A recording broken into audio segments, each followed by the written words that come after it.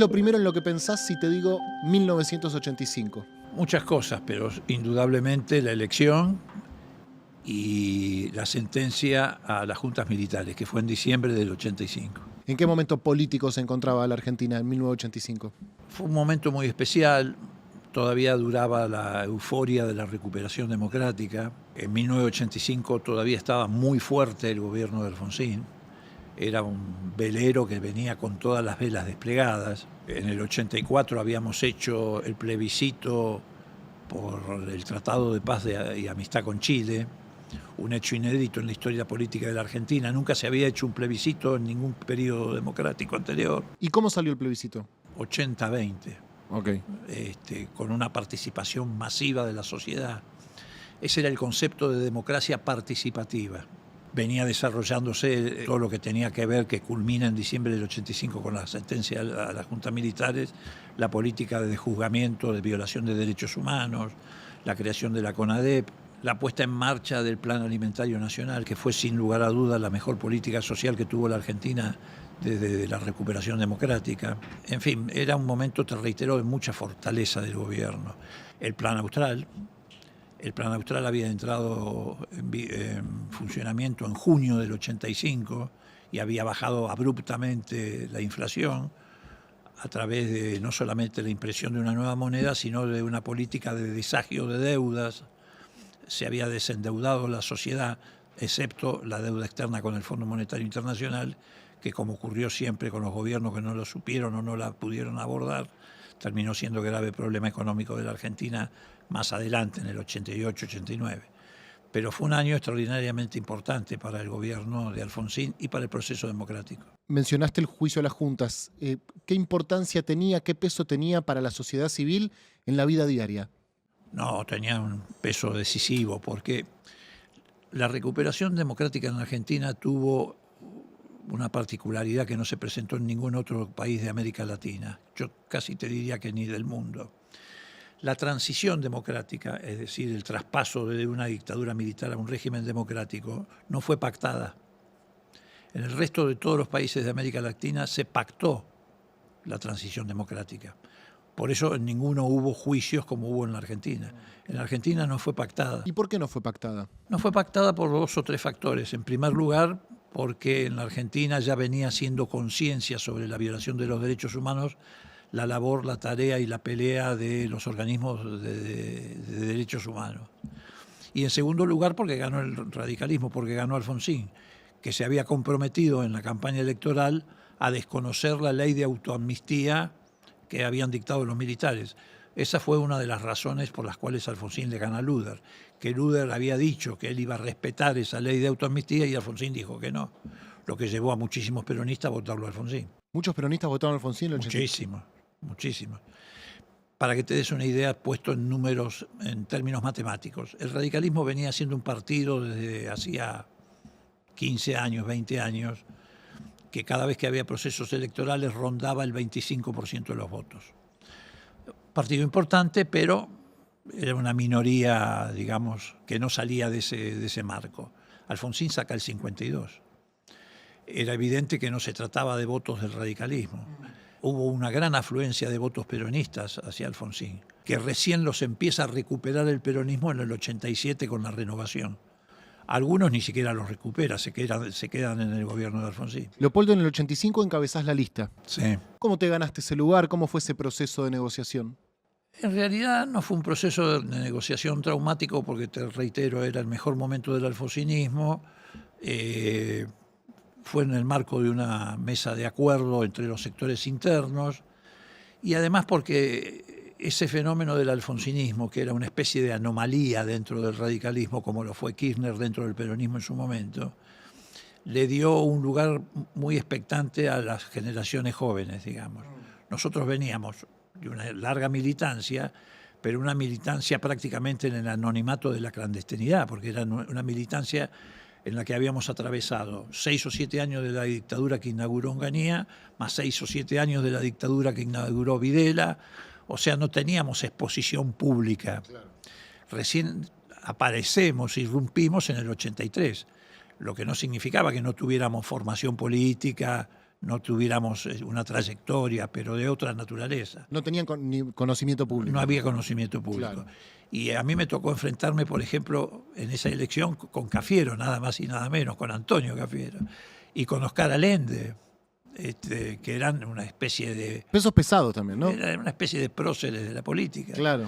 Pero bueno, lo hicimos desde ese lugar, desde el lugar de un gobierno que venía obteniendo éxitos importantes, sobre todo desde el punto de vista de lo que fue el objetivo estratégico del gobierno de Alfonsín. Todos los gobiernos tienen algún objetivo estratégico principal.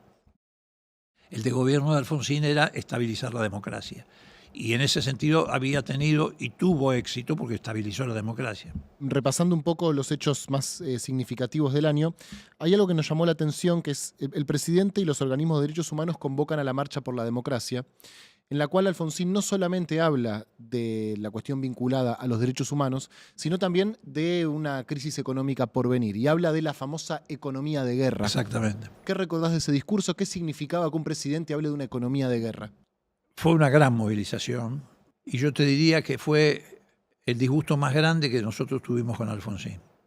Y cuando digo que tuvimos me refiero a esa militancia juvenil, a lo que se denominaba la Junta Coordinadora Nacional del Radicalismo, que era la organización política juvenil que venía desarrollándose desde las épocas de la primera dictadura de Onganía y que había sido, digamos, una de las vigas principales de sostenimiento de lo que se denominó el alfonsinismo. ¿Y por qué fue para un gran disgusto? Bueno, en primer lugar, porque nosotros habíamos convocado a la gente precisamente en defensa del sistema democrático, que estaba permanentemente acosado por los resabios de la corporación militar, que se sentía muy molesta por los juicios a la Junta y que nos hacía perradas de todo tipo, hasta poner bombas en los cines de la calle Lavalle, acción psicológica, etc. Y resulta que Alfonsín se descuelga con lo de la economía de guerra, que de alguna manera dividía aguas, porque nosotros habíamos convocado a todos los sectores en defensa de la democracia. Y la caracterización que hizo Alfonsín en ese momento de la economía de guerra no era compartida por otros sectores de la sociedad. Y bueno, ahí tuvimos, incluso se prolongó esa discusión después del acto, una reunión en la Quinta de Olivos, que fue la primera vez que tuvimos una reunión que casi fue a los gritos con Alfonsín. ¿Por qué? ¿Qué gritaban? Y bueno, nosotros le planteábamos, en primer lugar, que se había desnaturalizado la convocatoria y que en vez de unir, había dividido. ¿Ustedes no sabían que él iba a decir eso? No, no sabíamos. Para nosotros fue una sorpresa. Bien, y me interesa esto. Entonces, se le plantan a Alfonsín. Sí, nos le plantamos a Alfonsín. Ya veníamos con algún tipo de diferencias respecto a lo que estaba iniciando el nuevo equipo económico que había reemplazado a Grispum. Sí. Y nosotros ahí nos lo plantamos y le decimos, bueno, no, acá no hay economía de guerra que signifique sacrificio para el pueblo. Acá hay que buscar una salida al tema de la deuda externa, bueno, y ahí fue donde giró la discusión. Me interesa algo que dijiste, Alfonsín representaba una anomalía dentro del radicalismo. ¿Cuáles eran las características del alfonsinismo que lo volvían anómalo dentro de la historia o la tradición radical? En primer lugar, desembarazó al radicalismo del antiperonismo. Cosa muy paradójica porque precisamente por desembarazarlo del antiperonismo le ganó al peronismo. No sé si está claro el juego de palabras. Tradición que después retomó el radicalismo en los últimos tiempos y lo ha llevado a la desaparición, plegarse al frente antiperonista. Alfonsín lo desembarazó del antiperonismo al radicalismo. Motivo por el cual muchos peronistas se sintieron habilitados a votarlo. Exactamente, efectivamente. Y además le dio un contenido progresista, popular, que el radicalismo había tenido, pero en sus orígenes, o en el irigoyenismo.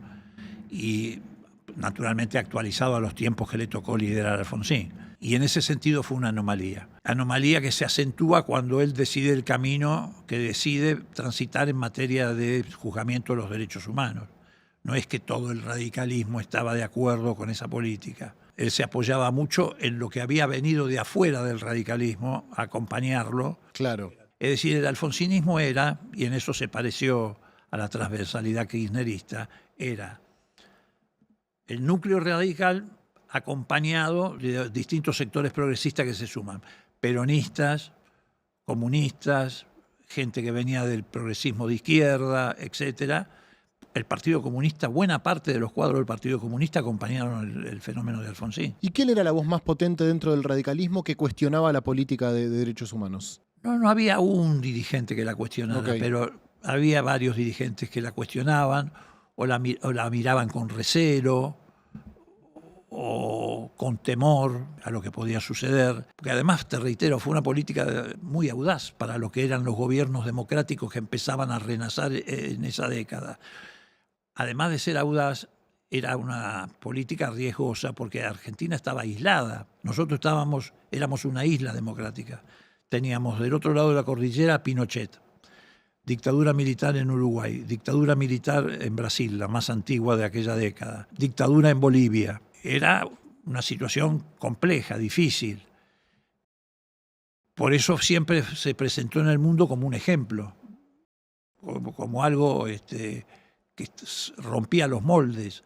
Por eso tenía fortaleza el proceso democrático, porque lo habíamos fundado en los principios de memoria, verdad y justicia.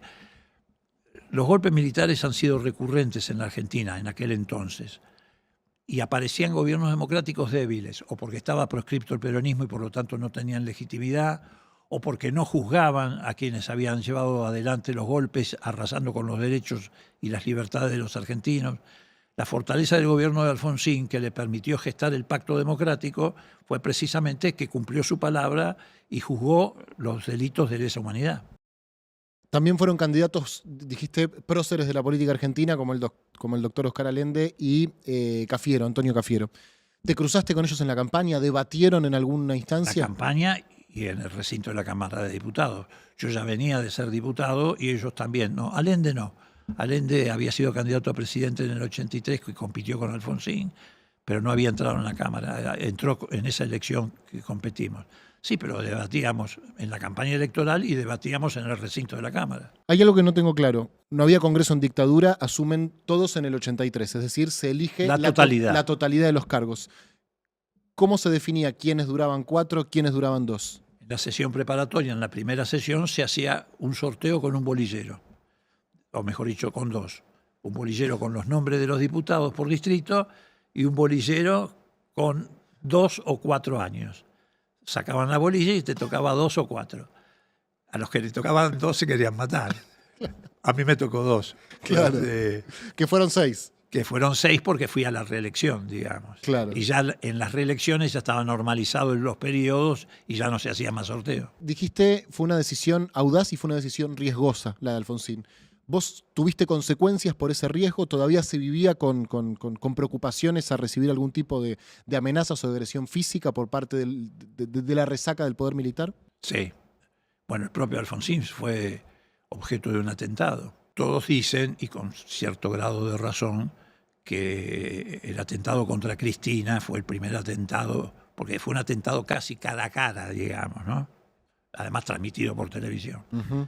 Pero en el año 84, Alfonsín va a visitar la guarnición militar Córdoba y después que ingresa la caravana de autos que lo acompañaba, a los 10 minutos estalla una bomba que habían puesto en la alcantarilla de la entrada dentro del propio regimiento. Hubo planes de asesinato de Alfonsín. Bueno, además los levantamientos de los caras pintadas, amenazas efectivamente, permanentemente. Mirá qué paradójico, ¿no? En una reunión que se hizo en el obispado de Luján, el obispo era Monseñor Oñanovich, un obispo muy reaccionario, muy de derecha, que incluso cuando se discutió la ley de divorcio, sacó la Virgen de Luján y la trajo a Plaza de Mayo para tratar de movilizar a la sociedad contra la ley de divorcio. Bueno, eso había ocurrido. El magnicidio estaba también en los planes de los grupos. Claro. Otra de las leyes que se debate por esos años es la ley Mucci que generó... La ley sindical. La ley sindical, que generó muchas rispideces, muchas tensiones con el sindicalismo. Hoy, con el diario del lunes y habiendo pasado tanto tiempo, ¿qué lectura haces de ese conflicto, de esa discusión? No hago una lectura diferente a la que en aquel momento nosotros tuvimos, porque hay una confusión sobre esa cuestión. Todos creen o conceptúan que la ley Mucci o la ley de democratización sindical apuntaba a destruir el sindicalismo. Y no era así. En realidad la ley no se refería al sindicalismo en términos de organizaciones laborales. No atacaba los convenios colectivos de trabajo, no atacaba el derecho de los sindicatos a organizarse por rama de producción, no atacaba el concepto de sindicato único, no atacaba la cuota sindical o la afiliación sindical. La ley se refería exclusivamente al funcionamiento interno de los gremios.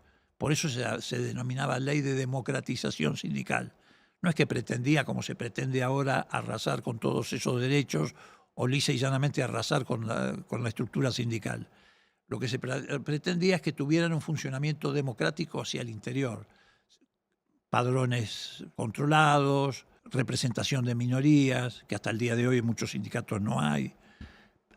Entonces, fue una ley que sí nos enfrentó, pero no nos enfrentó de fondo a tal punto de que después un dirigente sindical importante de aquella época terminó siendo ministro de Trabajo de Alfonsín. ¿Quién era? Hugo Barrio Nuevo, que asume un mes antes del levantamiento Cara Pintada. ¿Y cómo era ocupar el Congreso, llegar al Congreso, entrar al Congreso que durante tantos años había estado, no vacío, pero ocupado por ¿cómo se llamaba? La Asamblea de Consejo Legislativo Militar. La CAL, era el Consejo de Asesoramiento Legislativo. Bueno, te producía un escalofrío porque entrabas a un lugar que no solamente había estado prácticamente clausurado, de hecho estaba casi clausurado, salvo algunas de las pocas dependencias que ocupaban estos representantes de las Fuerzas Armadas, sino que había sido saqueado. Nos encontramos, por ejemplo, con que cuadros muy valiosos de Quinquela Martino, de grandes pintores argentinos, hasta la propia copia de la Constitución Nacional original habían desaparecido. ¿Se las robaron? Sí. Se veía en las paredes el blanco de los cuadros que se habían llevado. Los militares. Sí, efectivamente. Se chorearon cuadros del Congreso. Sí. Saquearon el Congreso. Los pasillos vacíos, prácticamente no había personal que asistiera a los diputados porque habían echado a casi todo el personal. Yo tengo una anécdota que siempre me quedó muy fijada, ¿no? El primer día que entré al Congreso, iba caminando por uno de esos pasillos medio en semipenumbra, porque además estaba, desde el punto de vista de la logística, el Congreso estaba desarmado. Y viene caminando en sentido contrario a mí Juan Carlos Pugliese, que era un dirigente muy respetado del radicalismo, que fue el presidente de la Cámara de Diputados, que era respetado no solamente en el radicalismo, sino en todas las fuerzas políticas. Lo denominaban el maestro. Y viene caminando y se cruza conmigo, ¿no? Y me dice: hola, ¿qué tal, Leopoldo? ¿Cómo andás? Bien, bien. Dice: te voy a dar un consejo. Claro, nosotros éramos nuevitos. Dice: cuando se inician las sesiones del Congreso, que todavía no se habían iniciado, dice, de entrada pedí la palabra y hablá en algún tema. Dice, si no te largás a hablar el primer día o en la primera sesión, no hablas nunca más, se te va a venir encima el recinto y no vas a hablar nunca más.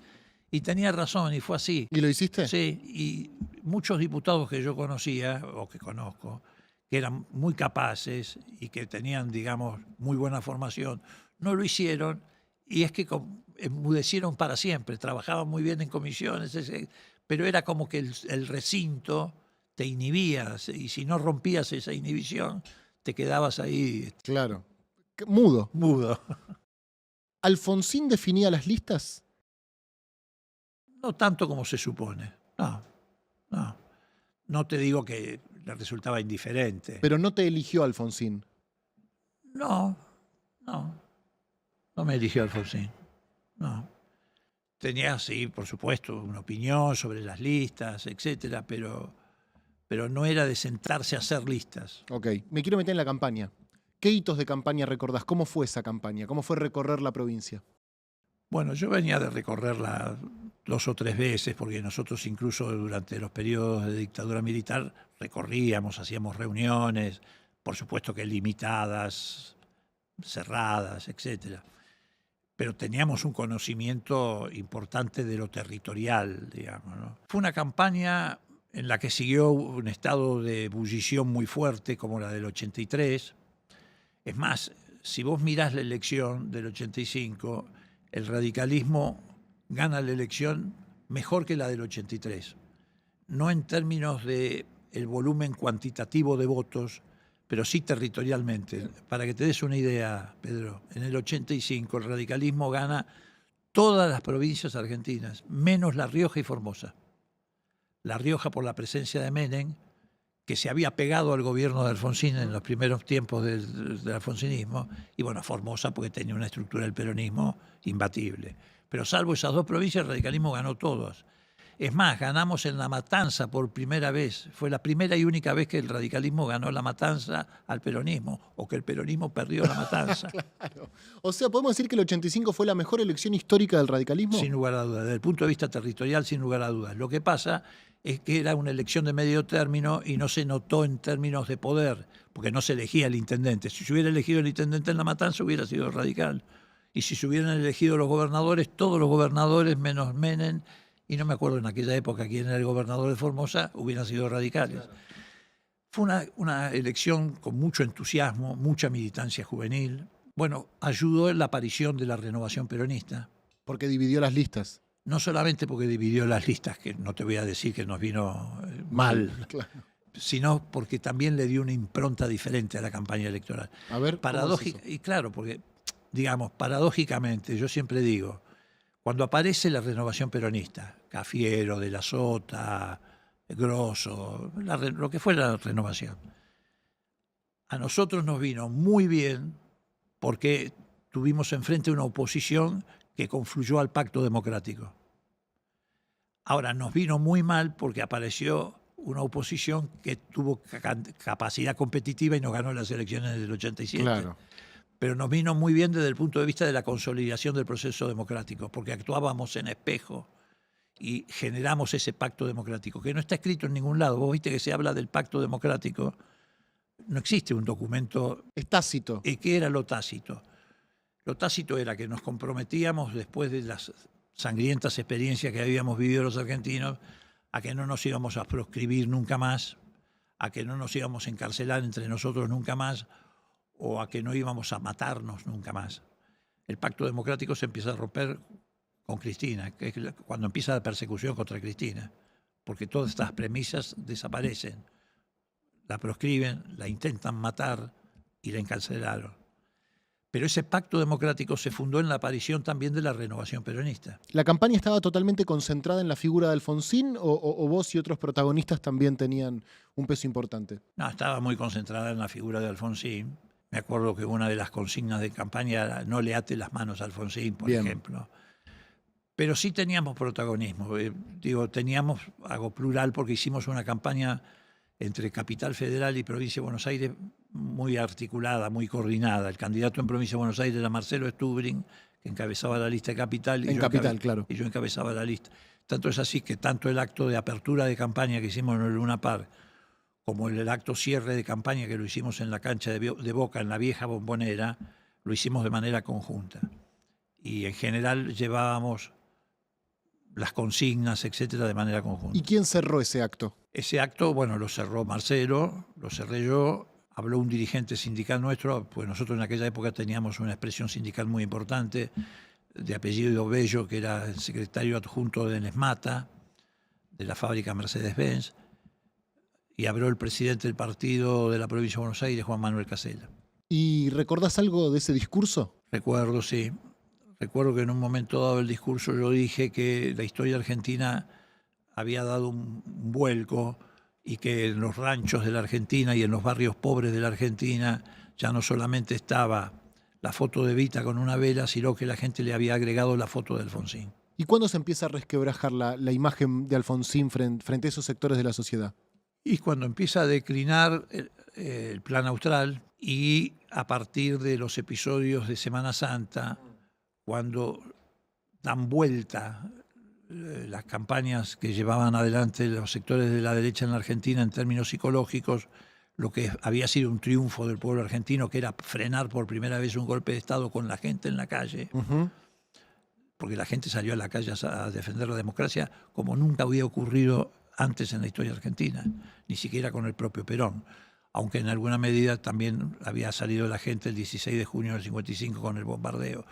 Pero en esa masividad en la que se vuelca la sociedad a defender, a rodear los cuarteles. La gente salió y rodeó los cuarteles. No había ocurrido nunca. Bueno, eso lo dan vuelta y presentan las cosas como una claudicación de Alfonsín. Cuando él habla de los héroes de Malvinas. Se trata de un conjunto de hombres, algunos de ellos héroes de la guerra de las Malvinas, que tomaron esta posición equivocada. O aquella famosa frase cuando él dice Felices Pascuas. Y hoy podemos todos dar gracias a Dios. La casa está en orden y no hay sangre en la Argentina. Él no dice solo Felices Pascuas, él dice Felices Pascuas, hay paz en la Argentina, no se ha derramado sangre. Pero bueno.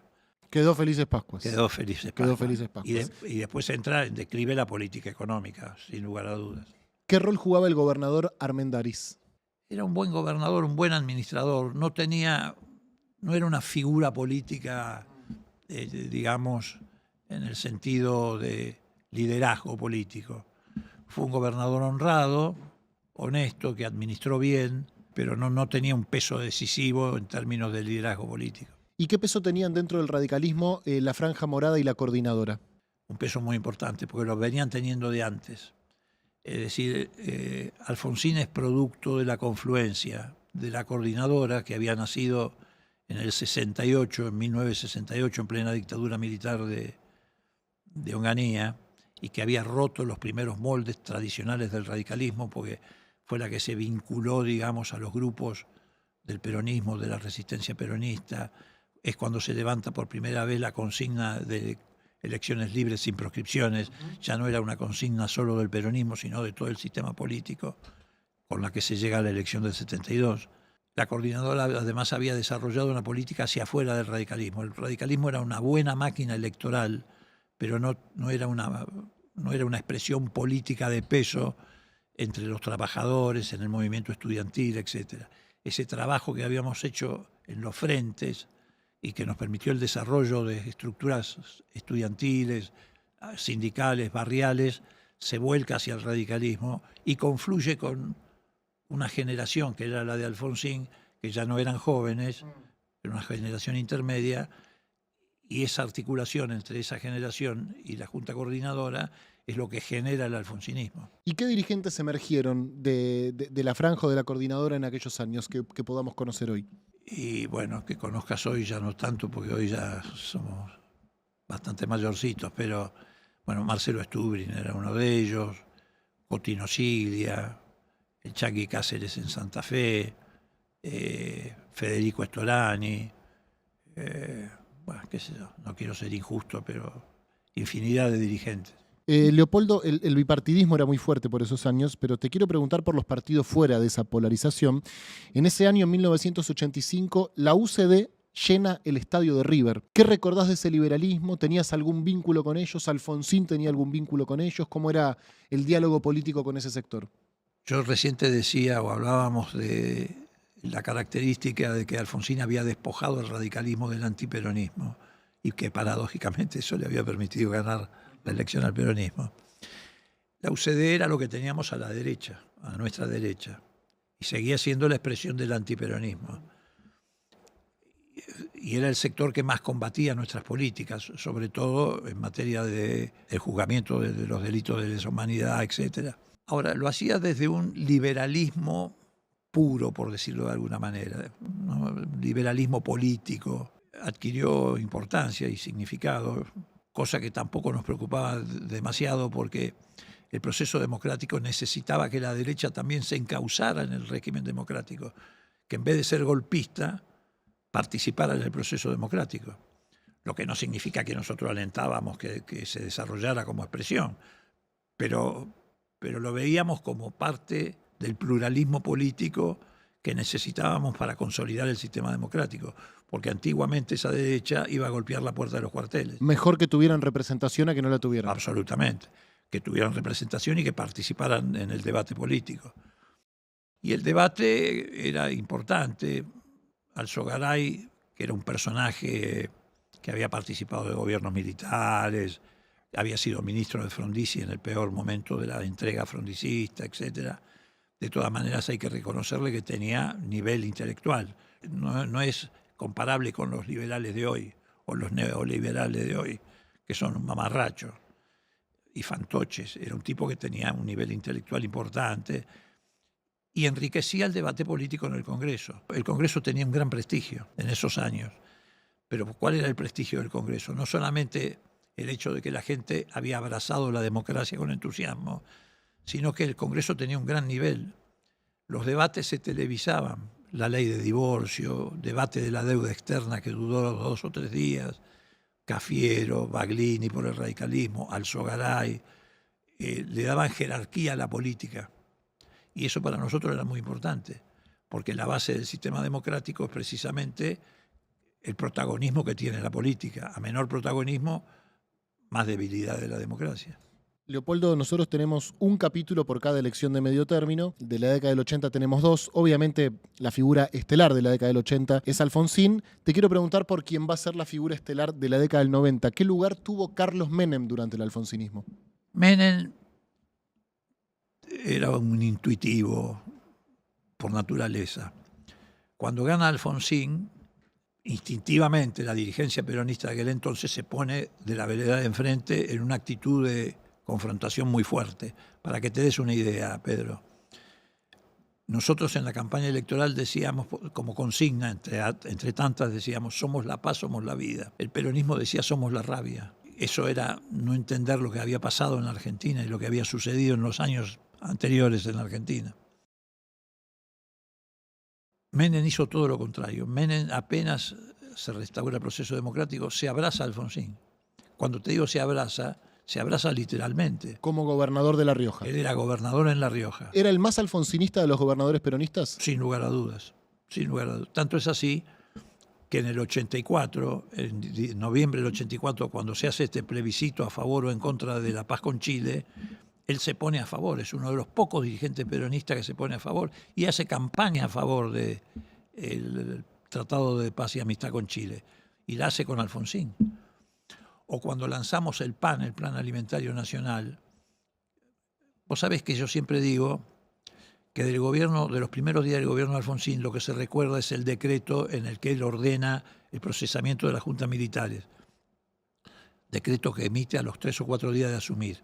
Pero el 20 de diciembre, 10 días después de asumir, pone en marcha por decreto el Plan Alimentario Nacional, que le dio de comer a 2 millones de personas durante todo el periodo del alfonsinismo, porque había una pobreza extendida descomunal. El industricidio de la dictadura militar había generado una pobreza descomunal.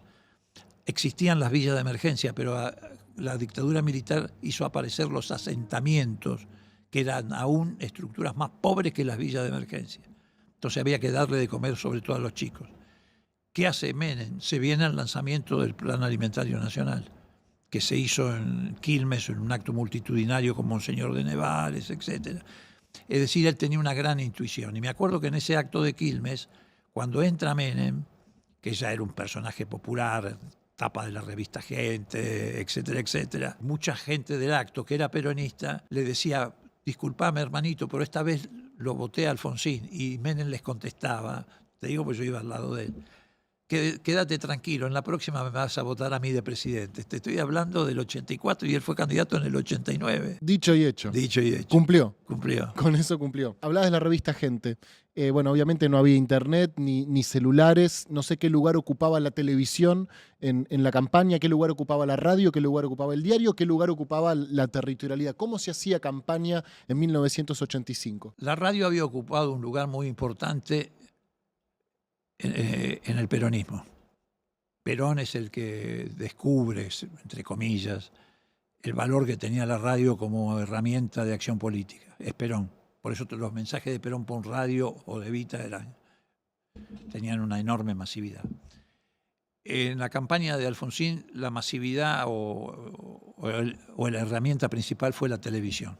La televisión tradicional, porque ni siquiera existía la televisión por suscripción o la televisión de cable. Eran 6 canales, 5 canales. Sí, 4 o 5 canales, que eran todos estatales, menos uno, que era Canal 9, que lo había recuperado Romay, que era el dueño, a través de un fallo de la Corte, etc. Pero salvo Canal 9, el resto eran canales estatales, administrados por el Estado. La televisión tenía un lugar preponderante en las campañas electorales. Y el que mejor aprovechó eso en el 83 fue Alfonsín. ¿Porque era bueno en la tele? Primero porque él daba muy bien en televisión, etcétera, y segundo porque tenía un asesor que era una de las agencias de publicidad más importantes de la época, que era un genio que se llamaba David Rato. ¿Y te asesoró a vos en el 85? No tanto, me ayudó un poco Rato. El que más me ayudó en televisión fue Romay. ¿A Romay te ayudó? Sí. ¿Qué te decía? Y no, me decía, bueno, qué sé yo, haz tal cosa, movete de tal manera, etcétera. Porque Romay era radical. Es más, la transmisión a todo el país del acto cierre de campaña nuestro lo hizo Canal 9, que tenía repetidoras. Leopoldo, decís, el radicalismo arrasa, gana en todas las provincias salvo 2. ¿Cómo leyeron ese triunfo? Bueno, como un fuerte respaldo al gobierno. De todas maneras, eso no despejó nuestra preocupación por los problemas que teníamos que afrontar y que efectivamente después afrontamos, las sublevaciones militares. Cada intento de sublevación militar movía la estructura institucional, era un problema. Sabíamos que teníamos que afrontar todavía, como de hecho ocurrió, una crisis económica muy profunda por la dependencia de la Argentina en materia de deuda externa. En la primera etapa, Alfonsín se pliega a lo que planteaban Grispun y el equipo más tradicional del radicalismo, que era muy nacionalista. Porque el radicalismo tenía en aquella época, Pedro, una característica que era la siguiente. Era antiperonista, pero era nacional. El gobierno de Arturo Illia, por ejemplo, fue un gobierno muy nacionalista. Anuló los contratos petroleros de las 7 hermanas más importantes, ESO, Shell, etcétera, etcétera. Hizo la ley de medicamentos. Bueno, fue un gobierno profundamente nacionalista. Es más, Illia echó un embajador de Estados Unidos de su despacho. Lo echó. En un gobierno como el de Illia, este señor Peter Lamela no pisaría ni el puerto de Buenos Aires. Ese equipo económico fue el primer equipo que tuvo Alfonsín y se enfrentó muy duramente con el Fondo Monetario Internacional.